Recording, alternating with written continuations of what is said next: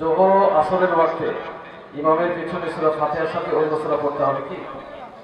জি, জোহর ও আসরের ওয়াক্তে ইমামের আচ্ছা। পিছনে সূরা ফাতিহার সাথে অন্য সূরা নিতে হবে কি? না, সব সময়তেই শুধু সূরা ফাতিহা। মুক্তাদিকে সব সময় কি পড়তে হবে?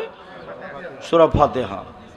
জোরে হলেও সূরা ফাতিহা, আস্তে হলেও সূরা ফাতিহা। বিসমিল্লাহ তো সূরার প্রথমে হলে পড়তেই হবে। জি, দাওয়াত পত্রের শুরুতে বিসমিহি ওয়া তাআলা লেখা যাবে কিনা? কিসে? বিসমিহি তাআলা। বিসমিহি তাআলা না, ওভাবে লেখা যাবে না। জি, ওইভাবে উল্লেখ হয়নি। শুকরিয়া, জাযাকুমুল্লাহ খায়ের।